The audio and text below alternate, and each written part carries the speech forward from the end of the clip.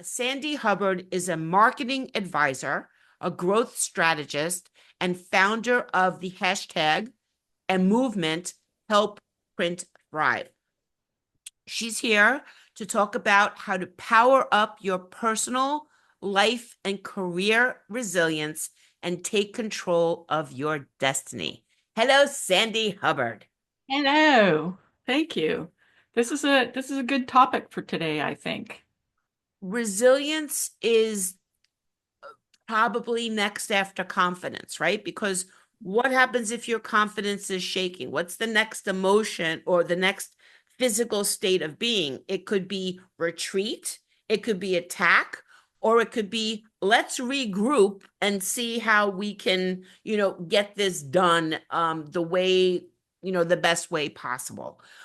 So resilience is super critical to girl power. You don't know. I mean, look at the superhero movies. They don't win every time. They've got to regroup and figure out how to come back and kill the aliens coming through the hole in the sky, right? So, can let's start with if you could let everybody know more about you, your work in the industry, and specifically how you help print thrive. Yeah, absolutely. So as you mentioned, I'm a marketing advisor and growth strategist, and over the years, my business has shifted a bit from helping marketing teams and sales teams be more effective, which I still do, but now I work a lot with owners on helping the business be more effective, and in a lot of cases, as we're working on growth, we're working on positioning it to be sold or to be transitioned. And positioning it to be sold is the easy part, actually. I mean, you have a checklist of things that you want to do, you grow the company, you sell it, you make lots of money. But when you're transitioning to especially family members, there's a lot of internal work that has to happen. You kind of have to shift the company's loyalties to this new leader so things can get done. And so when you're talking about growth and marketing, a lot of it is internal marketing. And so I think it's a real unique niche that I have. And as a woman, I think men owners especially value what I bring to the table because you're their confidant and they know you're perceptive. They know you're going to get bring your best information to them. And I find that the owners that I work with take my advice, really amplify what we're doing, sell their companies for lots of money or transition to their family members or to an employee, and it's really exciting. And I've written about it on your platform before. Some of the companies that I've either turned around or helped. It's just really satisfying. It's a place where I think a woman is especially valued. I hope so, but I think it is. There have been many versions of Sandy. Um, how have you reinvented yourself during your career? Sometimes you've had to. Yeah. And how has that experience helped you to ignite your power of resilience? So I grew up in a print family. I think a lot of people know that, a print media publishing family. And so when I started my career, I started with a good knowledge and background in print and a lot of training in print. But my degree was in film video production, and that was kind of my first big career. Um, and I didn't really have to be too resilient. I came from a family that was like, here, be successful, a lot of support all across the board. But in that film video career, I got sick and I was off work for a little while and I get emotional thinking about it. They laid me off while I was sick. And, even back then you're like, hey, that's not allowed, but luckily, I worked with one of the people kind of assigned to me while I was in the hospital was like a career advisor. And so we talked a lot about resilience at that time, and she had some great tools, which I can share with you. Um, but, I would say in some ways it was a gift because I was in my 20s at the time. And to go from like very high in my career to like, oh my gosh, what now? You understand that resilience not only has to bring you back from the pits, but you have to keep that momentum going forward. So, it's like being on a trampoline. You can't just keep going up and down and go, oh, I'm resilient because it's bouncing me up and down. I mean, you have to, what's next? You're in a state of mind where you're like, how can I even make decisions at this point? So, part of what I want to talk about today is like building a foundation so that if something happens, and I mean, that's life in the course of your life and career, stuff happens, good and bad, that, you want to kind of practice and build in resilience early. And especially for the young women who are here today, it's like the more you can do to build that resilience muscle or to recognize kind of the things that support it, the better, because it's really hard when you're stressed out or things are chaotic or you know, you've immersed yourself in a situation that doesn't turn out the way you hoped, and it just takes the wind out of your sails. It's hard to recover from that, let alone move forward. So, yeah, we need to build that resilience muscle. You we always ask you to speak at the Girls Who Print events, and you are actually a crowd pleaser, a fan favorite, as they say, because you drop these little nuggets of wisdom that just really stick with everybody. And your icon is the sunflower, and the sunflower is the most resilient flower that there is, whether it turns itself to make sure it's always getting the right light or kills everything growing around it that Yeah. is taking its nutrition out of the soil. It's like, I'm just going to squeeze you with my roots and make you go away. And one of the things you said at an event that I can't even tell you how many times I hear quoted back to me, let alone that I share it all the time, is in this resilience thing, always network for the next job you want. Always network with the people you want to be, who might not be, or the people that you want to be around, even if they're not in your circle right now. And connect with them and start commenting on things and get noticed. And that is resilience. I was, thinking about it this morning, when I was doing my pre-game thinking about how that really does fit into resilience.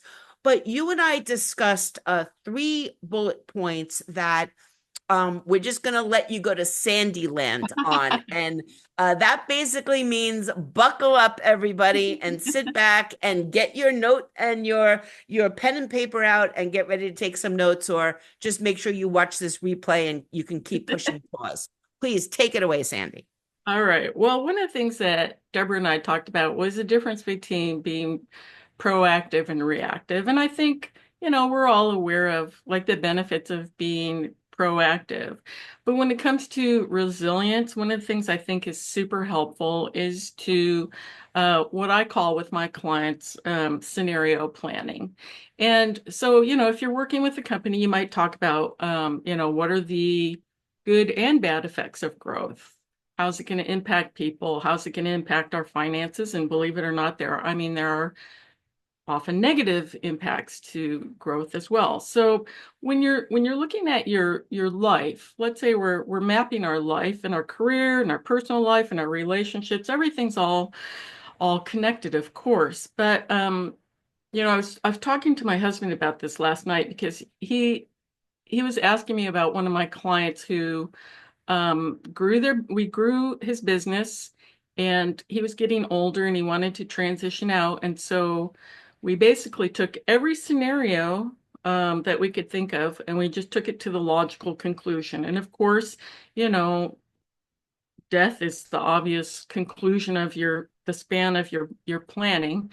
But he wanted to phase out of his business, but he wanted to still make money from it. And there were all these factors. So as we're looking at the entirety of our life and our career, I think it really helps to just actually get out paper and pen and, graph paper or whatever, and really say, okay, I'm 27 years old. I want to be a manager in my company. And after that, I want to be considered for, uh, you know, owning part of the company or starting my own company or whatever you kind of envision the ideal future to be. And you map that whole thing out as with as much detail as you can. And at every step you also say, now what are the positive and negative impacts to this? And so like Deborah said, let's say in terms of networking with people, and you're looking at this path and you're like, how can I get to this point realistically? Who am I going to have to meet? What if they reject me? And I think that's a big part of like that resiliency factor is like, what if things don't go my way? What if I can't accomplish what I think I need to do? What if people don't support me? What if my inner circle turns against me? I mean, in the case of me losing my job when I was in my 20s, I was a workaholic. So my social life, my job, every bar and restaurant that I went to, everything circled around that job. When I left that job and I'm like, well, I'm not going to go hang out in places where I see people who hurt me. I mean, I had nothing. I had no safety net, really, psychological safety net. So, as you're looking at this span of what has to happen for you to have the successful life that you want, you really have to look at all those safety net places along the way. What's it going to look like financially? What would be the impact if, we had some global event, every part of that. So I think, when you look at scenario planning, you could do it over time. One thing I recommend is that you keep your sheets so that, as you progress with your planning, you can look at it and not reinvent the wheel and say, oh my gosh, I actually did this. Now I'm at a new point. I can do new scenarios. But again, you're going to do the whole span of it, and as women, it might include how am I going to blend family into my career? How am I going to take care of my parents if I have to be their caregiver or my spouse and I do? So, I mean, I just think it's hugely valuable to do that. I think it builds resilience. And I think from a proactive standpoint, the more, not to be a negative person or anything, but like the more you can visualize yourself successfully recovering from a situation, the more if it happens or something similar happens, that you have the psychological tools to say, oh, I've imagined this, I can deal with it. Another tool that I think is just super helpful. It's an old book. It's called What Color's My Parachute? And I've talked about it during Girls Who Print before, but there's a page that's called Priority Grid. And basically, you just take whatever point you're at right now and you write down all your priorities. So, might be your family, accelerating your career, protecting the environment, being valuable in your community, whatever your priorities are, you list them all out. And the grid, I think, gives you space for 10 or 12 of them. And then, interestingly, this grid allows you to weigh each one of those priorities against each of the other ones. So by the time you're done doing the exercise, you can it reorders what your priorities are. So one of the things that was surprising to me, I had my list and everything, and I thought, okay, this is not going to vary. By the time I do this exercise, it's going to be what it is. And surprisingly, things I thought would be like in the 7, 8, 9 range turned out to be right near the top. And it was so startling to me. I mean, I think I redid this maybe 10 years ago, And it was right when I was doing a lot of work in the community to kind of preserve livability in our neighborhood. And I realized that wasn't just a hobby. It was like a huge value for me, part of my value system. And then to have that information about yourself and be able to move forward so that, if life causes you to narrow what you're able to do, narrow your options, you can say, I know this is important to me. You're not going to jettison something and go, well, I don't have time for that. It's like my eyes were opened. It's like if I have to jettison something, it's not going to be that. So, I think when you say resiliency, I think a lot of people just say, oh, it means bouncing back from something. You know, you're flexible, plasticity or whatever. And I just, going back to that trampoline analogy, the more you can figure out ahead of time, when you take that downward jump and you're going up again, it's like, let's know where we want to go. Not only is that like, psychologically helpful, but I mean, think of how much momentum you have when you come back from something and you're on the upward bounce. It's like, let's take it where we've already kind of decided we want to go next. And in that, I think there are opportunities. And I've talked about that with the sunflower analogy, which is when the rest of the world is going crazy, or when your industry is going crazy, or when your company's going crazy, there are opportunities for people who are prepared, resilient, um, who've thought ahead, and who can take that momentum and, really, I mean, those are the points in your career, in your life where you really can move ahead. Break. I'd like to read you something that this is from one of my people that I subscribe to. And he weirdly enough, he sent a newsletter yesterday, and it just really covered the things that I wanted to talk about today. So this is from Anthony Iannarino, who writes about resilience in sales and marketing. I'm just going to read it out loud. And I like his advice because he's a very practical person, but he's also like strategically has the vision, things that you're just kind of thinking about, he's already crystallized. So I really like this, what he said. Oh, sorry. Okay. So the first one is embrace uncertainty. Um, okay, there we go. Embrace uncertainty with confidence. Don't let fear of the unknown hold you back. Whether it's stepping into a new role or tackling unfamiliar challenges, trust yourself to learn and adapt as you go. Confidence grows with experience, but starts with taking the first step. I love that. Second, be persistent even in the face of resistance. You'll encounter gatekeepers and obstacles in your career, but persistence often opens doors. Don't be discouraged by initial setbacks. Keep pushing, and when you face resistance, look for alternative ways to achieve your goal. And I think that's a big key to resilience. Think outside the box to stand out, and this is what today has been all about. Don't be afraid to challenge the status quo. When faced with conventional processes or outdated methods, offer creative solutions that are more efficient or effective. People notice when you bring fresh thinking to the table, and it can set you apart from the crowd. And I think that's especially important for women. Stand your ground against intimidation. Intimidating figures exist in every industry, but standing your ground is key to earning respect. Focus on doing your job well, stay professional, and don't let fear of authority undermine your confidence or performance. And that was one of the things that Tanya said about Francis McMahon was, sometimes he bends the rules or makes exceptions because that's how innovation happens. Stay true to yourself. Authenticity matters. Don't sacrifice who you are or conform to every pressure. When you deliver results, people respect you for your individuality and integrity, even if you don't fit their mold. Build relationships and manage workplace politics.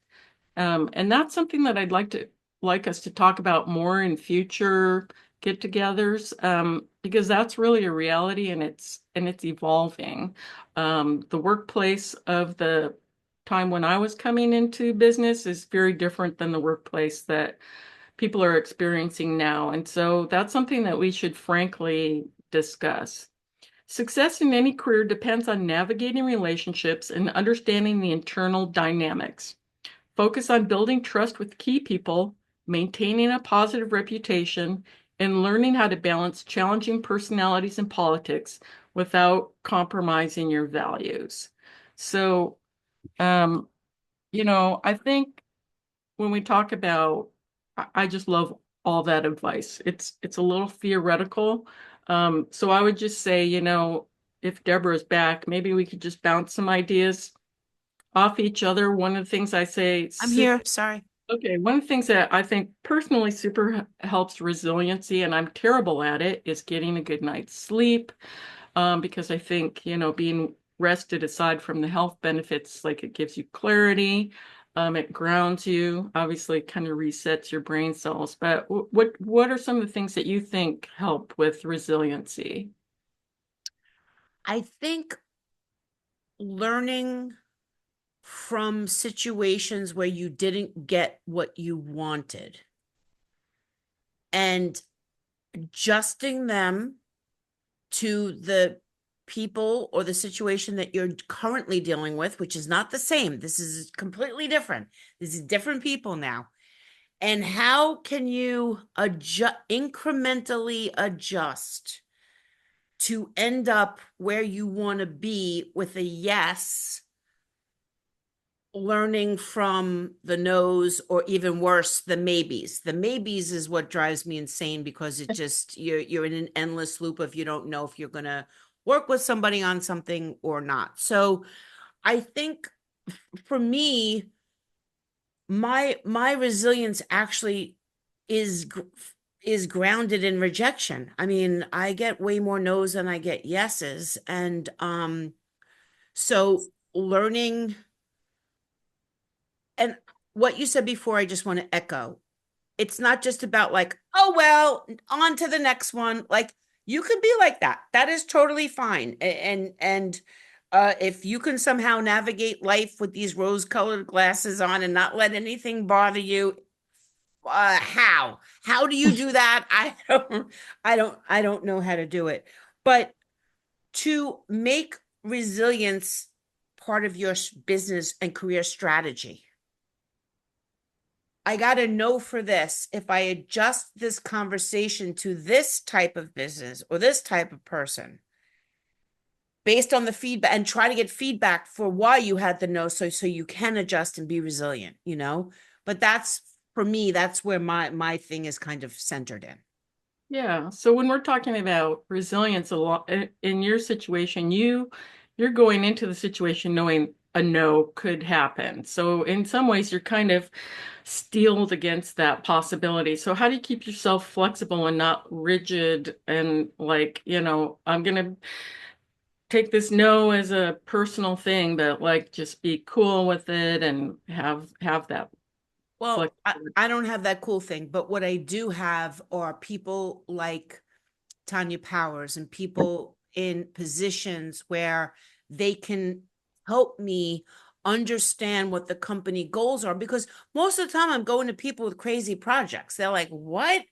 You want to do what? You want to start a holiday for printing? You want to, start this, I didn't start Girls Who Print, but you want to have these conferences, and you want to do this Project Peacock or Print Across America. I mean, people usually are not like, these are on our KPIs for our budget next year. So I already know that I'm at a disadvantage unless I'm just totally aligned with people. Like, like I said, there's certain companies I call and they're like, here's our budget for next year. Just tell us what you want to do. Like, those are my best partners, but I've earned that trust with them.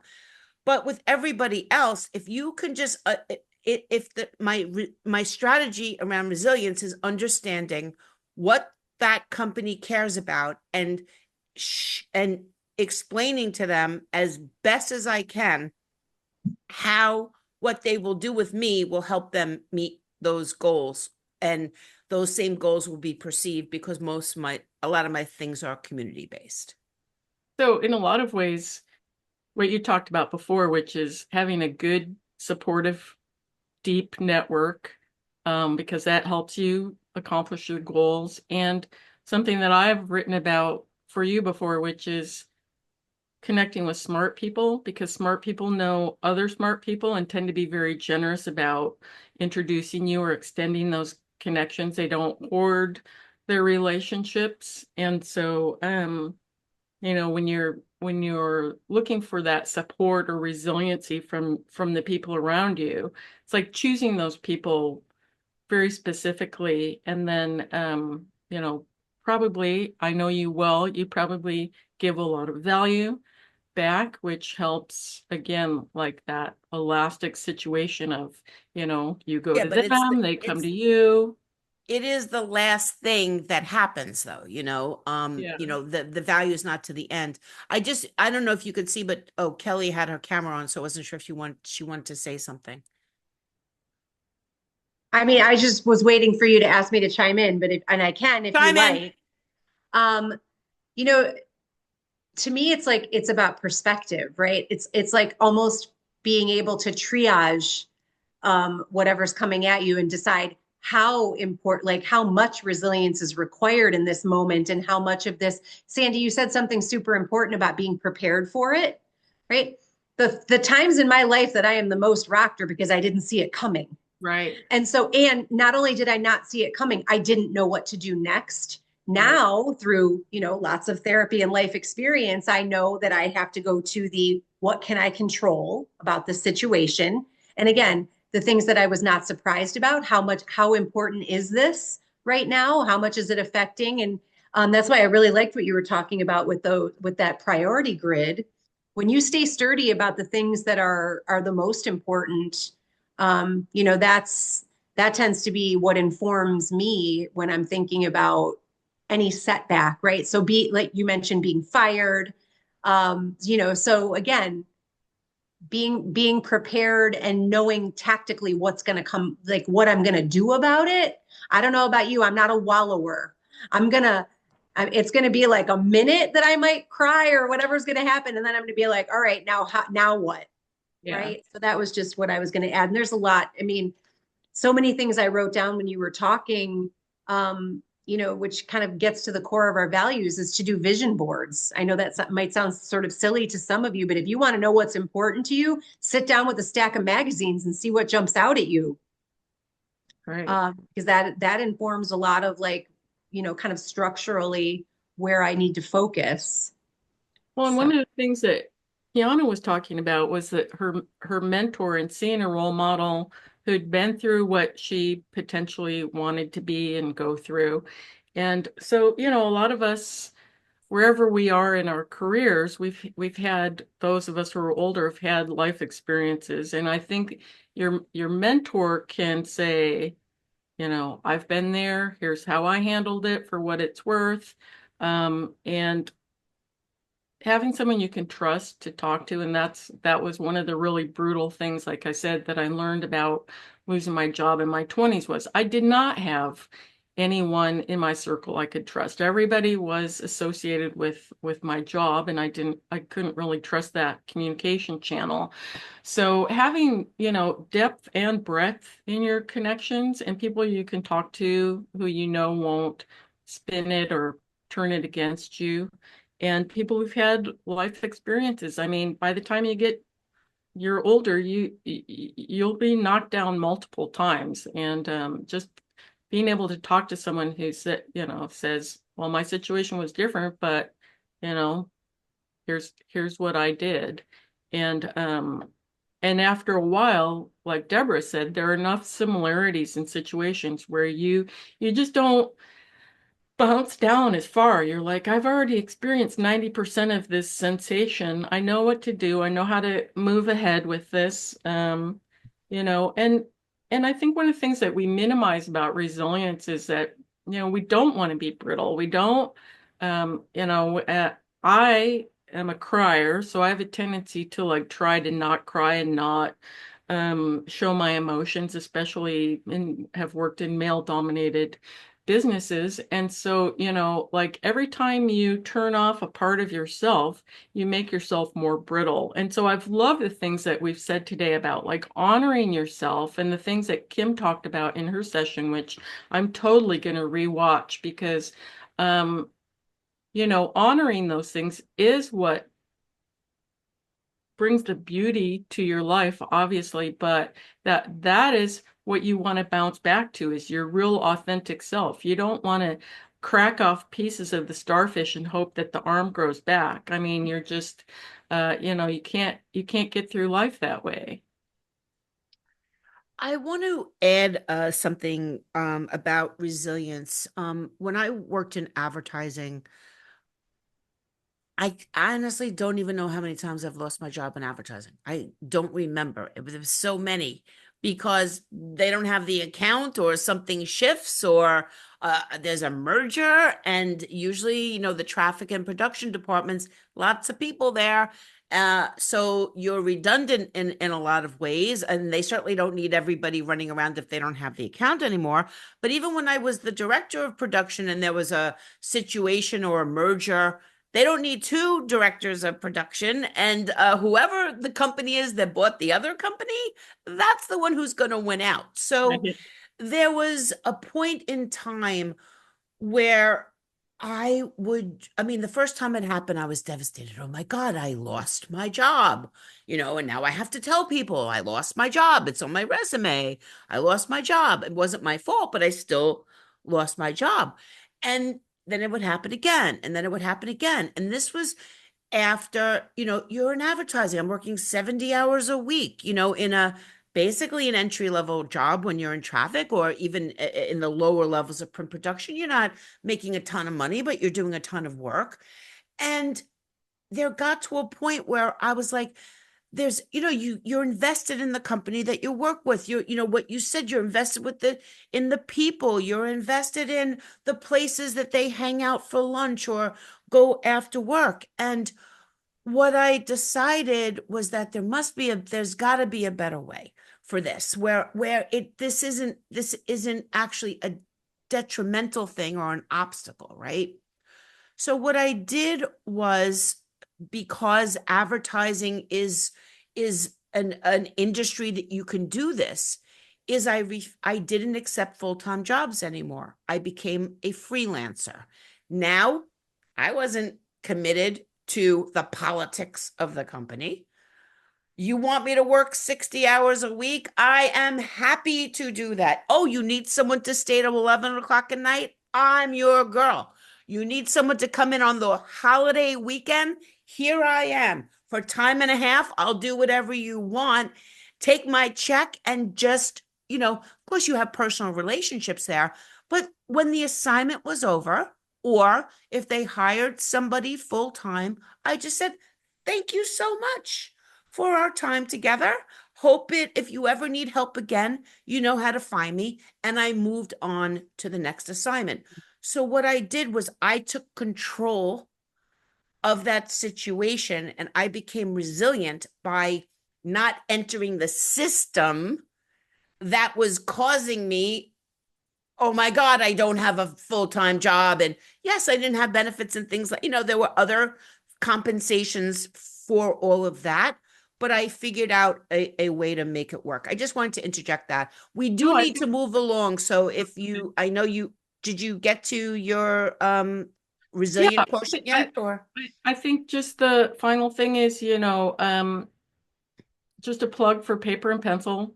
Do the priority grid, do the scenario mapping, and if we ever want to have a session on that, I'm happy to walk people through that. And then finally, like I'm not a big like journaling person, like I don't write in my diary every night, but there's no way I want to keep making the same mistakes over and over again. So, if you look through my paperwork, it's like, oh, here's something that we are making note of so this doesn't happen again.